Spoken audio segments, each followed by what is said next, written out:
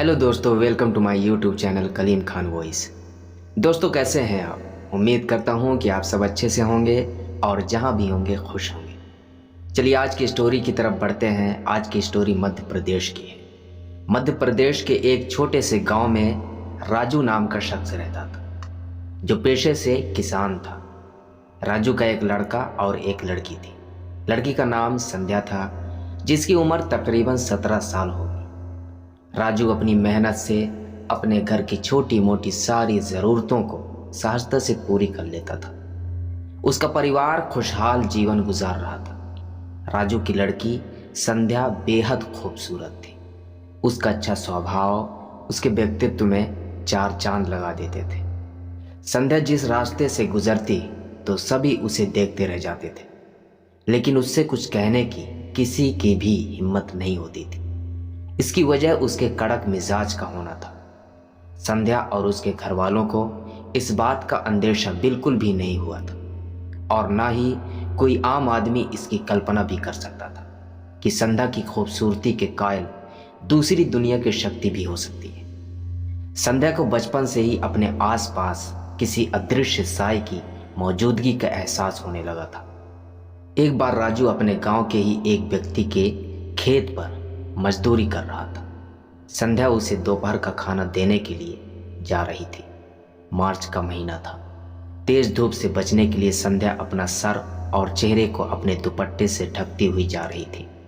रास्ते सुनसान थे, क्योंकि गांव वाले अपने खेतों के कामों में लगे हुए थे। संध्या जल्दी जल्दी उस सुनसान रास्तों पर बढ़ी जा रही थी। उसी वक्त एक गर्म हवा का झोंका आया और संध्या को छूता हुआ निकल गया। गर्म और धूल से भरे हवा के झोंके ने संध्या के सर से दुपट्टा भी उड़ा दिया। संध्या खुद को संभाल पाती तब तक संध्या के कानों में पीछे से हल्की आवाज आई, संध्या।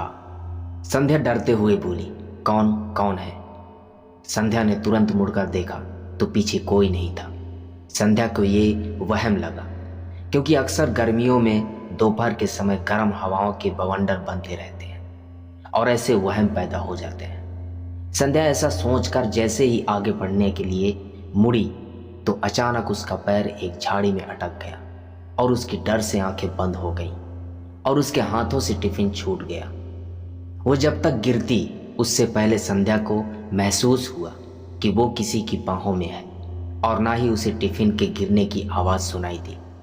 उसने घबराकर आंखें खोली तो उसने खुद को वहां अकेला और गिरने से संतुलित पाया। उसे अब महसूस हुआ कि अब की बार उसका कोई वहम नहीं था, कोई था जिसने उसे छुआ और गिरने से बचाया। संध्या ने चारों तरफ देखा, मगर दूर दूर तक किसी भी व्यक्ति का नामो निशान नहीं था। संध्या अब किसी को वहां न पाकर डर से कांप गई। उसने देखा पास ही में उसका टिफिन भी सही सलामत रखा हुआ है। गिरने के बावजूद संध्या डरती हुई वहां से चली गई।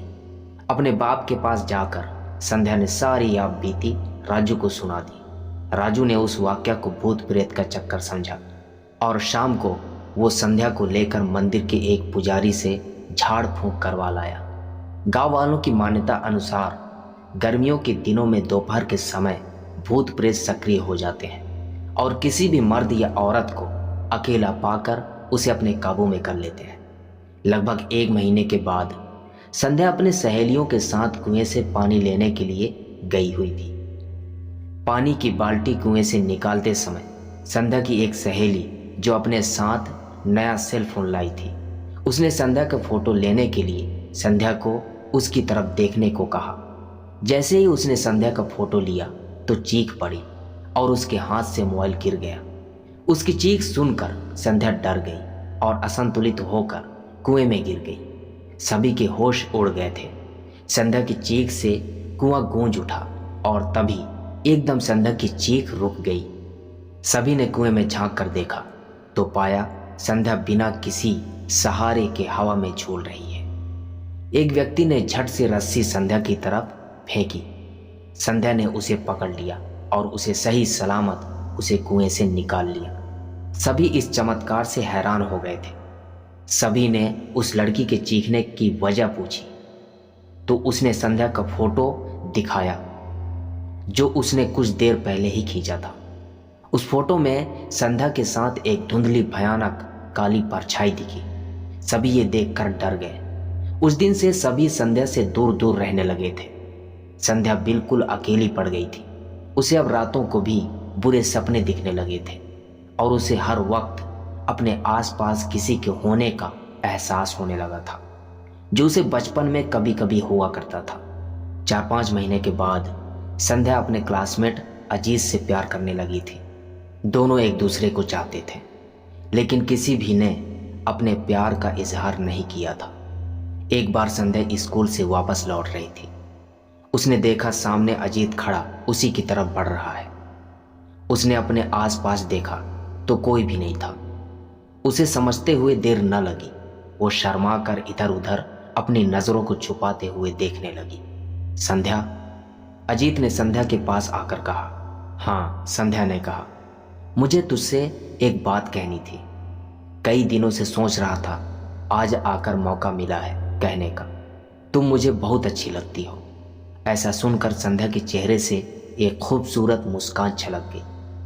मुझे भी तुमसे कुछ कहना है, संध्या ने शर्माते हुए कहा और अजीत ने प्यार का इजहार कर दिया। अजीत संध्या के और करीब आया तो संध्या ने शर्म से अपनी गुलाब की पंखुड़ियों जैसी पलकों से दोनों आंखें बंद कर ली। उसका चेहरा रक्त वर्ण सा चमक उठा था। उसके लाल होंठ और सिंदूरी गाल उसकी खूबसूरती को और ज्यादा बढ़ा रहे थे। अजीत ने संध्या के कंधों को अपने हाथों से पकड़कर अपनी ओर खींचा तो संध्या के शरीर में तरंग सी उठी और उसने अजीत को अपनी बाहों में भर लिया। उसी वक्त हवा का एक झोंका आया। उसी आवाज के साथ अजीत के कानों से होता हुआ गुजर गया। संध्या ने झटके से अजीत को खुद से दूर धकेल दिया और घबरा कर पीछे देखा तो कोई नहीं था। उसने दोबारा मुड़कर अजीत की तरफ देखा तो सामने अजीत नहीं था। उसे वहां न पाकर संध्या जब तक उसे बुलाती उससे पहले उसकी नज़र सामने पड़े अजीत पर पड़ती है, जो ज़मीन पर पड़ा तड़प रहा था। संध्या रोती हुई उसके पास जाती है और जैसे ही उसे छूती है तो अजीत पहले जैसा सामान्य हो जाता है। अजीत धूल से गंदा हो चुका था। उसका चेहरा भी समझ में नहीं आ रहा था। वो लगातार खांसे जा रहा था। क्या हुआ तुम्हें अजीत? संध्या ने घबराते हुए पूछा। दूर हटो मुझसे, अजीत ने खुद से संध्या का हाथ हटाते हुए कहा। ऐसा ना कहो अजीत, प्लीज, संध्या ने मिन्नत की। दूर चली जाओ मेरी जिंदगी से। तुम मनहूस हो। तुम पर किसी शैतान का साया है जो किसी को तुम्हारे पास आने से रोकता है और उसे मार भी सकता है। देखो मेरा क्या हश्र कर दिया और गला भी दबा दिया है मेरा। इसीलिए कोई तुम्हारे पास नहीं आना चाहता। कोई भी नहीं करेगा तुमसे प्यार। मैं जा रहा हूं और आइंदा मुझे अपनी मनहूस शक्ल कभी भी मत दिखाना। अजीत अपने कपड़े झाड़ते हुए वहां से चला गया। संध्या अकेली बैठी रोती रह गई। शायद तीसरे को उन दोनों का प्यार रास नहीं आया। उसी रात के 2 बजे संध्या अपनी चारपाई पर अकेली अपने कमरे में सो रही थी। संध्या ने करवट ली तो अचानक उसकी नींद टूट गई। उसे लगा कि वो अकेली चारपाई पर नहीं लेटी हुई है, कोई दूसरा भी उसके साथ लेटा हुआ है। संध्या के पसीने छूट गए और डर के मारे सांसें तेज हो गईं। उसने अपने बगल में डरते हुए चारपाई पर हाथ फेरा तो राहत की सांस आई। वहां कोई भी नहीं था। संध्या एक लंबी सांस लेकर आराम से सीधी लेट गई और शांत मुद्रा में छत को देखने लगी। हल्की हवा से उड़ते दरवाजे और खिड़कियों के पर्दों की हलचल ने संध्या के ध्यान को अपनी तरफ खींचा। इन्हीं आवाज़ों में से एक आवाज़ संध्या को हैरान कर गई। ये वही आवाज़ें थीं जिसे वो कुछ दिनों से सुनती आ रही थी। संध्या का गला सूख गया डर से, क्योंकि उसके नाम की आवाज़ें लगातार उसके कानों में गूंज रही थी। ऐसा पहली बार हो रहा था। संध्या को लगा जैसे कोई उसे नज़दीक से आवाज़ दे रहा था। संध्या का डर से बुरा हाल हो रहा था। डर से उसकी हिम्मत जवाब दे रही थी। वो आवाज़ भी नहीं दे पा रही थी अपने माँ बाप को। कुछ देर बाद जब आवाज़ आना बंद हो गई तो उसने हिम्मत करके अपनी चारपाई पर बैठकर सामने देखा तो पाया कि कोई अंधेरे में खड़ा उसे कोई घूर रहा है। संध्या की तो ये देखकर मानो पैरों तले जमीन खिसक गई हो। कौन है वहाँ? संध्या ने डरते हुए पूछा। संध्या की आवाज़ सुनकर दूर खड़ा अनजान शख्स आहिस्ता आहिस्ता संध्या की तरफ बढ़ा। संध्या की दिल की धड़कनें भी तेज होती जा रही थीं। वो शख्स जैसे ही संध्या के करीब उजाले में आया तो संध्या उसके चेहरे को देखकर सब गम और डर भूल गई। संध्या जिस शख्स के रूबरू थी वो एक बेहद खूबसूरत और आकर्षक नौजवान था। कौन हो तुम? संध्या ने पूछा। मैं तुम्हारा प्यार हूँ, मेरी आंखों में देखो संध्या।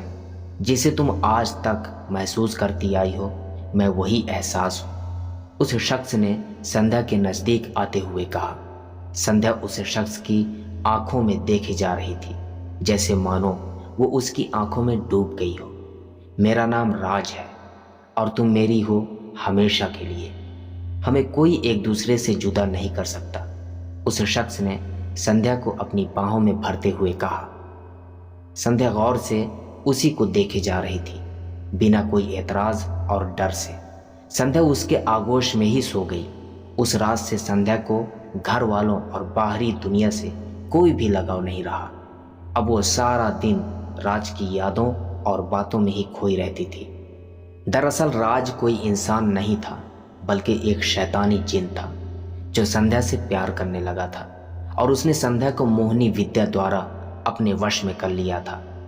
इस बात से अनजान संध्या राज को चाहने लगी थी। उन दिनों तेज बारिश और आंधी की वजह से गांव में बिजली कई दिनों तक काट दी जाती थी। ज़्यादातर गांव वाले गर्मी की वजह से अपनी घरों की छत पर ही सो जाया करते थे। एक ऐसी ही शाम को 8 बजे संध्या अपनी छत पर अपने प्रेमी राज की बाहों में थी। सभी लोग अपने घरों में रात के खाने में व्यस्त थे। बारिश थोड़ी देर पहले ही थमी थी। हल्की शीतल वायु अपने साथ गीली मिट्टी की सौंधी महक को लिए बह रही थी। रात शुरू हो चुकी थी। ऐसे सुहाने मौसम में संध्या राज की बाहों में खोई हुई थी। राज उसके बालों से खेल रहा था। संध्या का ध्यान सीढ़ियों से किसी के आने की आवाज़ पर गया।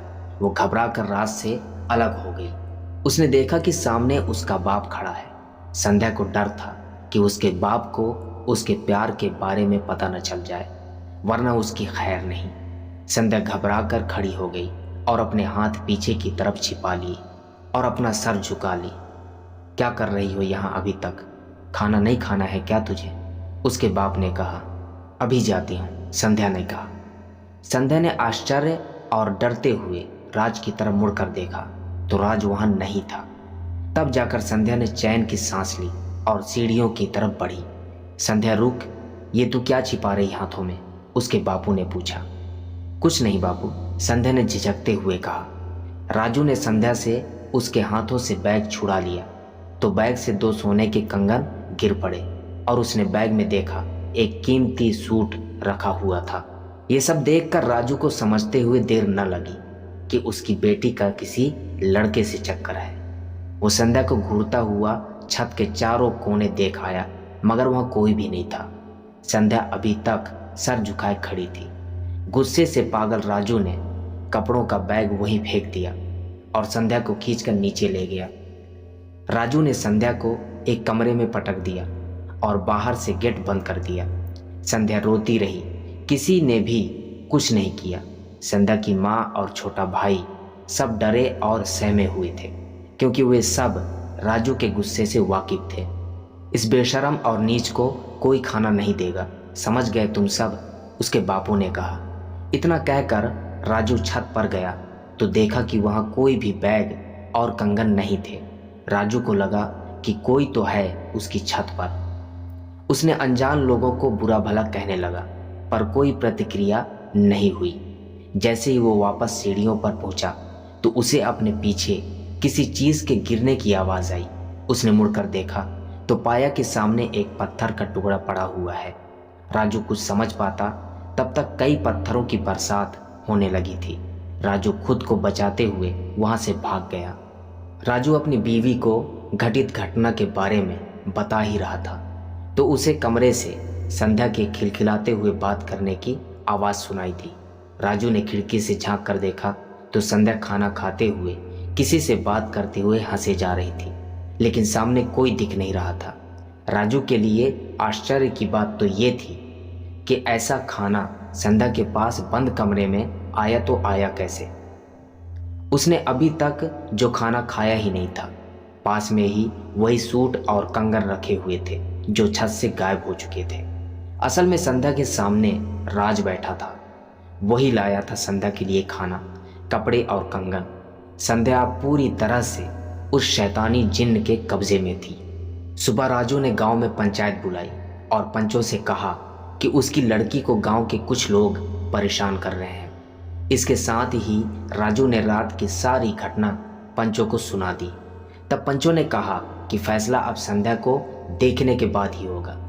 राजू पंचों को अपने साथ में लेकर अपने घर गया। वहां सब ने देखा कि संध्या अभी भी बंद कमरे में किसी से बातें कर रही है। सभी संध्या के पास पहुंच गए, मगर संध्या सबसे बेखबर अपनी बातों में मगन थी। पंचों ने कमरे और छत का मुआयना किया तो इस बात का यकीन हो गया कि बाहर से कोई भी आदमी कमरे में दाखिल नहीं हो सकता। और संध्या की हालत देखकर एक बुजुर्ग आदमी ने कहा कि तुम्हारी बेटी किसी इंसान नहीं बल्कि किसी शैतानी ताकत के वश में है। उसने सम्मोहन से इस पर काबू पा लिया है। अगर समय रहते कुछ उपाय नहीं किया गया तो वो तुम्हारी बेटी को अपने साथ दूसरी दुनिया में ले जाएगा। तुम्हारी बेटी किसी जिन्न के वश में है और तुम जानते हो कि जिन्न किसी चीज़ को पाने के लिए किसी भी हद तक जा सकता है। अच्छा पंच जी, ऐसा है तो जिन्न ने पत्थर ही क्यों बरसाए, पैसे क्यों नहीं? अगर ऐसा है हमारे आसपास कोई जिन्न जैसी शक्ति है तो पैसों की बरसात करके दिखाए, तब जाने हम। राजू ने कहा। इतना कहते ही राजू के आंगन में एक 500 रुपए का नोट उड़ते हुए आया। सभी लोगों के आश्चर्य से मुंह खुले के खुले रह गए और देखते ही देखते पूरा आंगन नोटों से भर गया। राजू ये सब देखकर पागल सा हो गया और दौड़कर नोटों को एक थैले में भरने लगा। पंचों ने राजू का ये पागलपन देखकर कहा, ये क्या कर रहे हो? इन पैसों की कीमत तुम्हें अपनी बेटी की जान देकर चुकानी पड़ेगी। वो जिन तुम्हें अपनी असीम ताकत और मौजूदगी का एहसास कराने के लिए ये सब कर रहा है। नहीं, ऐसा नहीं हो सकता। आप सबसे मेरा हाथ जोड़कर अनुरोध है, मेरे जिगर का टुकड़ा मेरी बेटी को बचा लीजिए। मैं पैसों की लालच में अंधा हो चुका था, राजू ने पंच समेत गांव वालों से गिड़गिड़ाते हुए कहा। कुछ समय बाद सभी पैसे गायब हो गए। संध्या की तबीयत खराब होने लगी थी और वो कई तरह की आवाज़ें निकालने लगी थी।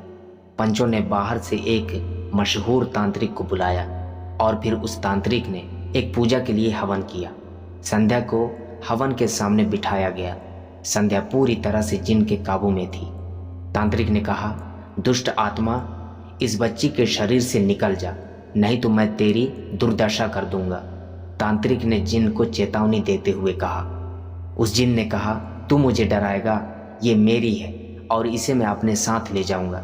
इस भोली नेक दिल बच्ची को क्यों सता रहा है? इसने तेरा क्या बिगाड़ा है? तांत्रिक ने कहा, मैं कई सालों से ऐसी ही खूबसूरत और नेक दिल लड़की को ढूंढ रहा था जो दिल की साफ हो। मैं इसे बहुत चाहता हूँ, इसे मैं अपने साथ ही ले जाऊंगा। दुनिया की कोई ताकत मुझे नहीं रोक सकती। तभी राजू ने कहा, मेरी बेटी को छोड़ दो, मैं अपनी बेटी के बदले में कुछ भी करने को तैयार हूँ। राजू ने हाथ जोड़कर निवेदन किया। तू ऐसे नहीं मानेगा। तांत्रिक ने गंगा जल को मंत्र के साथ राज पर छिड़क दिया। ये क्या किया तुमने? राज ने चिल्लाते हुए कहा। तुम्हारे जाने का समय आ गया है, चले जाओ। राज अब चिल्लाने लगा था और जाने के लिए तैयार हो चुका था, लेकिन जाते जाते राज ने संध्या को कहा, मैं तुम्हारे लिए फिर आऊँगा। संध्या के शरीर से एक काली छाया निकली और संध्या बेसुध होकर वहीं लुढ़क गई। तांत्रिक ने उसी पल अपने थैले से एक कांच की शीशी निकाली और उसका ढक्कन खोलकर आगे बढ़ा दी। देखते ही देखते वो परछाई उस शीशी में कैद हो गई।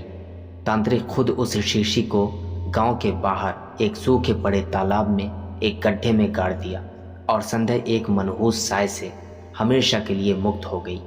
मगर आज भी कोई उस तालाब की गहराइयों में दफन उसके लिए आज़ाद होने की तमन्ना रखता है। तो दोस्तों, ये थी आज की कहानी।